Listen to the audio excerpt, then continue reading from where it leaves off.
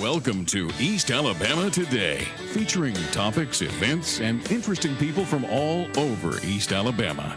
Hosted by Carl Brady.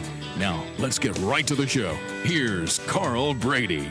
Hello, everyone. Welcome into East Alabama Today. I'm Carl Brady, and we are back in the studio today. We're going to be talking about a couple of special events that are coming up in Calhoun County that are related to each other. And we'll give you those details coming up in just a moment. But as always, I want to start things off by telling you how you can get in touch with me. If you have an idea for the program, we would love to hear from you. You guys are our eyes and ears out on the street in the community. So you know what's going on before we do, so we want you to let us know what's happening about the fairs, festivals, special events, things that are going on in your community. The best way to do that is to send me an email, cbrady@tv24.tv.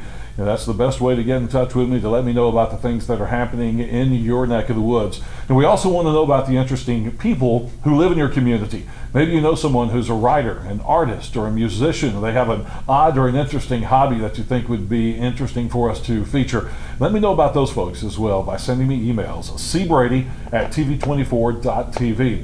And remember, you can go back and watch East Alabama Today anytime you like on your computer in the on-demand section of our TV24 website. Just go to tv24.tv, click on the on-demand section, and find East Alabama Today. And there you'll find a whole series of older shows that you can go back and review. Look at some information for a second time if you like, or if you just enjoy the show, go back and watch it again. So you can do that online at tv24.tv. We'll be back in just a moment, so stay with us.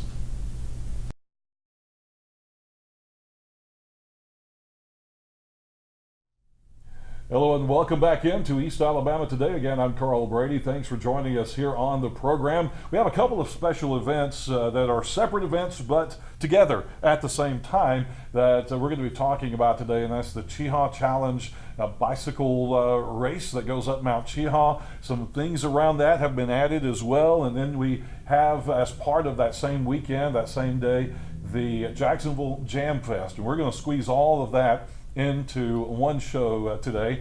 And my first guest for the day today is Brooke Nelson. Brooke, welcome to the program. Hey, Carl, thank you. No stranger to East Alabama. No, today. not at all. It's been a little while. We've had a little bit of a break. A year or two. I'm glad to be back on here.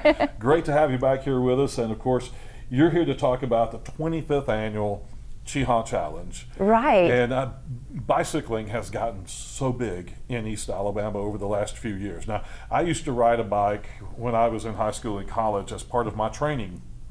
My off season for the baseball season was bicycle riding. Oh, that's great. And I would ride. I averaged 5 miles a day during my off season. You guys are talking about riding 100 miles in a day, riding from Jacksonville all the way to the top of Mount Cheaha and back.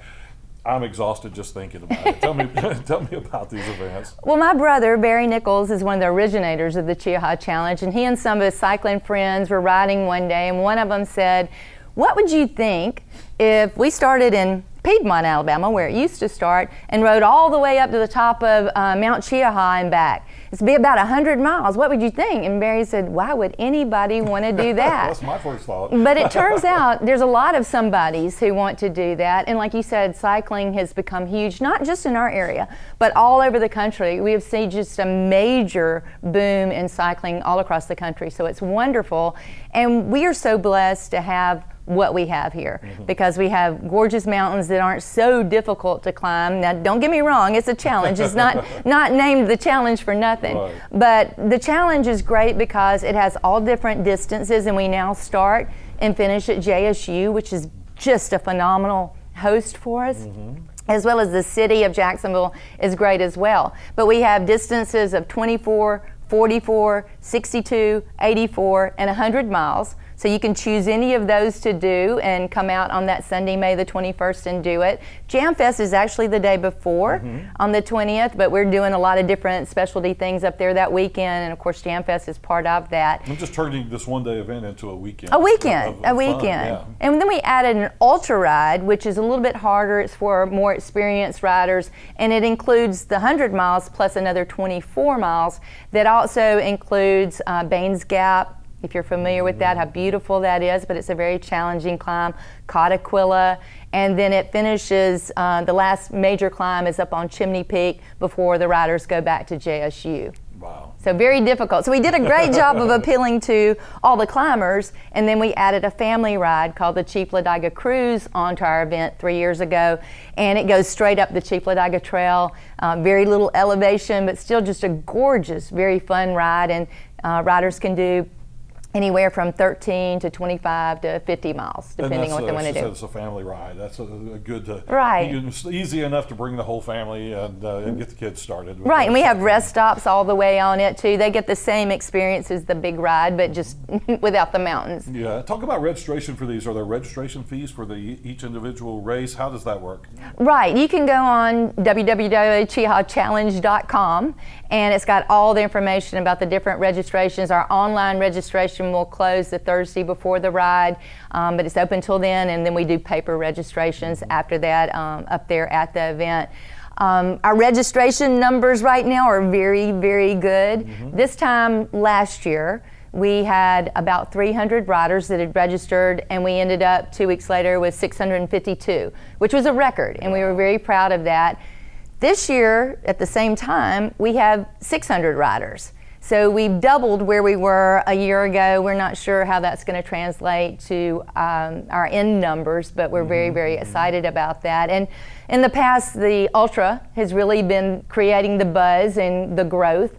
This year, we won the right to host the UCI, which is Union Cyclist International, to host the only qualifier in the United States for their World Championship in France in August. So it's the century distance of our event that is the qualifier, and it is just exploded. We have been so excited to see the growth there, and we have riders from 8 countries, including the UK, Canada, China, Iran, Ghana, Mexico, as well as right now I think it's about 25 states are represented on out of that 600 ridership. Well, these are timed events, so you're looking at getting to from start to finish as quickly as possible. Is that what the goal is? It is. For a lot of people, it is a race because they're trying to qualify, and if they get first, second, or third in their age group or in the top 25% of their age group, they will qualify to go to France.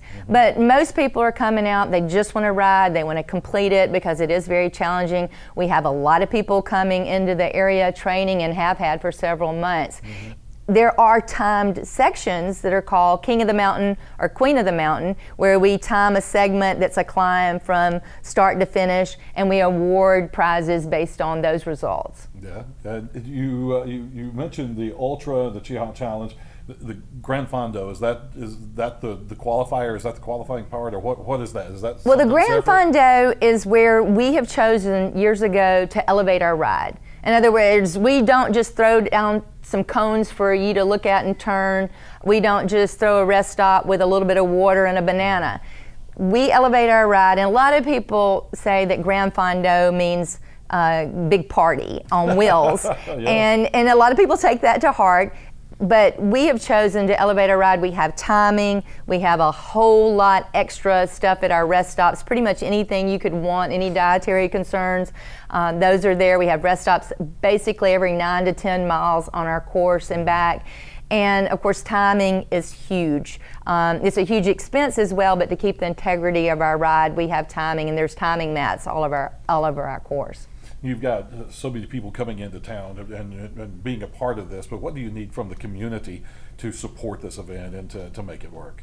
Well, I need for everybody to hope that the weather is beautiful that day, and also to have a little bit of patience. If they're out and about on that Sunday morning on our course, and you can look at the Cheaha Challenge website and see our course, you might run into some riders, not literally, but you might see them. So show them that Southern hospitality we're so famous for. Welcome them to our area. Ask them if they need anything. Just really, really welcome them because we want them to come back. Our survey showed last year that 41% of our riders came back to Cheaha State Park during the year. Oh, wow. They see it from a bicycle, they want to come back. Right, they want to come back and experience it up close. A little bit more intensely. Now, I think the traffic part is a very important part of this? You've got that many bike riders out on the road. People really need to be careful, slow down, move over. What are some of the rules of the road that you want people to observe when they come up on a group of riders or something like that? Well, like you said, slow down, think, look at the lines, don't pass too closely. There's a 3-foot law in Alabama, and that means that you're supposed to give every cyclist at least 3 feet. That's a yard, and not get too close to them. But mainly just be patient. You're going to have a chance to pass them or just avoid the course at all, if at all possible. And that's one reason we chose a Sunday morning to start our ride, and it's been that way for 25 years, is it was a safer time. We could have more emergency personnel on our course because it was a Sunday, but also traffic was generally much lower on a Sunday morning than, say, on a Saturday or during a week or something. So again, the Cheaha Challenge and all of the related events takes place on Sunday, May the 21st. And again, the website for free registration and all the details. CheahaChallenge.com. CheahaChallenge.com. All right. Well, Brooke, thank you very much for spending Carl. some time with us. Appreciate it. We're going to take a break and come back and talk about JAMFEST. That is a part of the Cheaha Challenge weekend. We'll have that in a moment.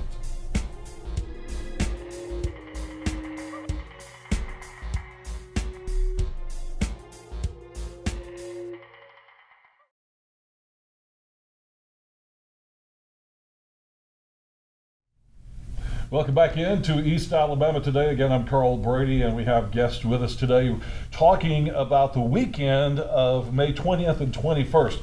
And we just talked with Brooke Nelson about the Cheaha Challenge that happens on Sunday the 21st. And in addition to that weekend is a new event called the Jacksonville JAMFEST. And with us now, Dr. Tony McCutcheon, who is head of the JSU Music Department. Tony, welcome to the program. Thank you. And Randy Blades, head of the Drama Department at JSU. Randy, welcome to the program. Thanks, great to be here. Glad to have you on as well. And you guys, I guess, are some of the leaders behind the JAMFEST. Tell us how this got started and what was the inspiration for putting together this festival? Well, last year, Dr. Beeler came to a couple of us and wanted to try to find a way to have an event during the summer that would help bring people back into town, because like a lot of university towns, in the summer it kind of deadens out. It does. And we came up with this idea for an arts festival, and when we started looking around for dates and realized the Cheaha Challenge had so many people that were coming into town, we thought that'd be a great opportunity to really showcase what Jacksonville has and what the area has as far as arts and music and drama. Mm-hmm. So we've just kind of gone from there. We've been working probably the last 6 or 7 months or so trying to put this together and plan it and get everything going. And you guys have put together an all-day event that's going to be outside on the lawn there between Stevenson and Kennemer Hall. Is that correct? A big lawn area there. Mm-hmm. Yes, we'll have some stages set up there and lots of booths with vendors and art crafts exhibits, and of course music going all day long. Right. And talking about the featuring the arts, what kind of arts vendors do you have planned? Well, we have visual arts, performing arts, and music going most of the day. Some of our vendors have things, paintings and drawings and photography, of course, screen printing, ceramics, prints. We have a glass blower that's coming. They'll be doing some demonstrations. Now, are these just general people from the community, or are they related to the university somehow, or a combination of both? Yeah, some are students and faculty at the university. Others are professional artists who are coming in to sell at the vendor booths. Also, along with that, we'll have demonstrations from the JSU Art Department. I think they're planning on ceramics and screen printing as well, showing people, kind of giving you a chance to see how things are made, as well as the drama events that we'll have for the kids. What are you doing with the drama department? What can people expect out of the drama? We're going to have a tent and area set up. We've got a couple of different events planned throughout the day. One is we're going to take children that come up and sign up, kind of improvise a play with them that we're going to record and put up online so they can see themselves in action. We're doing puppetry demonstrations and build a puppet workshop. We're teaching people how to make prop rocks, just in case that's something that someone's wanting to know, as well as kind of an upscale face painting where you learn how to do animal faces, kind of completely transform yourself. through makeup. So I think a lot of exciting things we're going to have for people to not only shop and buy, but as well as kind of see how art can get made. And you guys have made this a free event as well. So thanks to the sponsors, the university people in the community. This is just bring your lawn chairs and come have a fun day, right? Absolutely. There will be activities all day long, like he said. All the activities that he mentioned, along with the music. We have, we had a call out for artists and bands and performers and so forth, and we've had a very good response. In fact, we were not able to schedule everyone that wanted to perform, but we have a number of local acts starting in the morning at 10 o'clock with Keisha Lee, who is going to be opening the day for us with the national anthem. She is the Miss Young Alabama Black Talented Teen, right here from Oxford High School. Wow. So she'll do the national anthem, and then we have a real eclectic mix of music throughout the day. We have several singer-songwriter types of different types of music within that category, starting with John Alex Gorman from Jacksonville.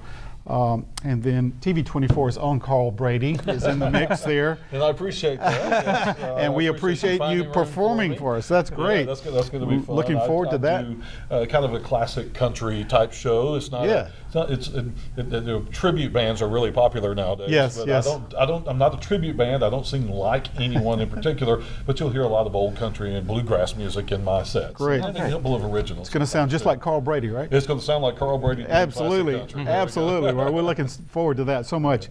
We have some other groups and a number of local groups that really volunteered. They wanted to give back to the community. Yeah. We're starting off right after the national anthem. We've got a group called the Sherwood Seven, and they're a kind of a mainstream rock group, and another one called Southern Road, which is obviously Southern rock music. Right. They'll be doing some original music in there as well. Some of these groups. We have our own JSU steel drum band, which will be performing. And if you've not heard the steel drum band play, it's worth coming out just to hear these guys. Take you to the Bahamas. Yeah, we do music from the islands as well as some other kind of pop and Motown covers as well. Right. Yeah, you never know what you're going to hear from that group. And we'll have our JSU Latin Jazz Ensemble performing some as well. Kind of I guess bluegrass, the Rattlesnake Rattlers. Rattlesnake Rattlers are friends of mine, and they're a really interesting and eclectic group. You could call them Americana, you could call it bluegrass. There's so many different real terms mix. that would fit the Rattlesnake Rattlers. They're worth the trip out there too. Yes, and we have another local group that is quite popular. It's called the Sunsets. I don't know if you've ever heard of them, but they'll be doing some covers. Very, very good. Then the JSU, it's a community jazz band, which is a mix of community people and JSU alums. There may be some current students in there with us as well. So it's going to be a big band. Wow. And they'll be performing later in the afternoon. And kind of wrapping up the day is a group from Georgia called the Georgia Flood. And they'll be doing some original music as well as some covers. And this is really an all-day thing. We're starting at 10 o'clock in the morning. Absolutely. And wrap up around 4:30, 5 o'clock. And so with just constant activity all throughout the Absolutely. We have 2 stages, so there will be very little downtime. We'll just go pretty much straight from one thing to another. Oh, that'll be nice. Yeah. Very nice. It's going to be a busy day at JSU that day anyway, because we've got the Cheaha Challenge folks coming into town. Got this, and our TV24 Gridiron Challenge is going on at the football stadium right behind this venue area as well. So we'll be encouraging all of the people from the Gridiron Challenge football games that are all day long high school football games, spring games over there. They finish up their game, go over and check out JAMFEST and join the fun of that too. So it's going to be a busy day on campus. Yes, it will. I think it'll be a great day, and like Randy was saying, this is one of those things where we want events like this to really help kind of transform the community and develop a new culture where people realize that there are some really exciting things to do in Jacksonville, in this area, other than just go home for the weekend. Right, exactly. And I like this feature on music. Those of us who are in the music business locally, we know what a great music scene there is. You can go anywhere on a weekend in East Alabama, Gadsden, Anniston, Oxford, and throughout the area, and you can find bluegrass music, you can find rock music, you can find big band jazz music usually somewhere. There's always something going on, and we have a really nice local music scene, but a lot of people, a lot of times that's taking place in a bar or a place where some people won't go. So to feature it in a family-friendly atmosphere is a great idea. Absolutely. Fresh air, smoke-free. Yeah, absolutely. So people just need to bring lawn chairs. What about food vendors and things like that? Can we bring coolers? Or what are the restrictions on that? Coolers, I believe are allowed. I think they are. We haven't. We're talking about. We will have some vendors on site. Yeah. They'll be selling food plus some free samples that are coming out from some local restaurants and area fast food. So we should have food and drink there, as well as the art and activities. Okay, very good. And the website is JAMFestJacksonville.com. That is where you can go to see the entertainment lineup, see all of the information about parking, location, how to find it on the map, and all of those kind of things. And there's plenty of parking as well. Is that correct? Yes. Parking will not be an issue that day. Not be an issue because the whole area there is Absolutely. there in Montgomery building. Right. The Huge student parking lot. student We'll have union parking in park all over the that parking in the area. library, parking beside. We will have a classic car cruise in that's happening there as well. So that'll be in that parking lot right beside JAMFest. So as you come across, you can take a look at some classic cars, as well as the bounce houses, and we'll have a kids area with some Kids area, very nice. some things for them to do. So if one of the parents needs to drop off and get away from them, they can always do that. All right. Well, it sounds like it's going to be a great day, guys. Thanks for joining us. Thank you. Appreciate Thanks you for coming having out. us. Appreciate it. you finding a place on the schedule for me to come Absolutely. out and sing as well. That's going to Happy be a to. lot of fun. Well, folks, thank you for joining us. We'll be back in just a moment with a quick wrap up. So stay with us.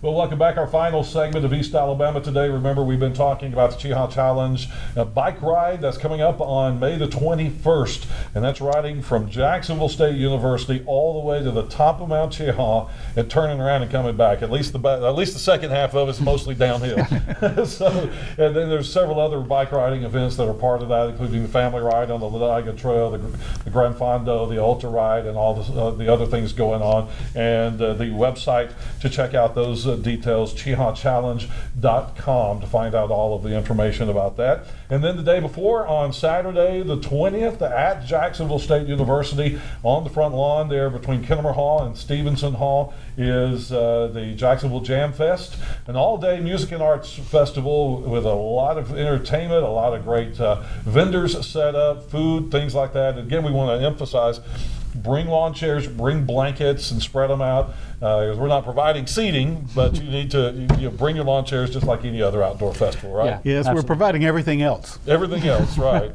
And it is a free event, free parking, free admission, no trouble with anything like that. Just bring some money for the vendors and enjoy the show. And that website is JAMFestJacksonville.com for all the details. And again, that is on Saturday, May the 20th, starting at 10 o'clock there on the JSU campus. And guys, thank you again for being with us and taking the time to come and join us. Thank you for having Folks, thank you for joining us as well. That wraps up things today on East Alabama Today. We'll see you next time.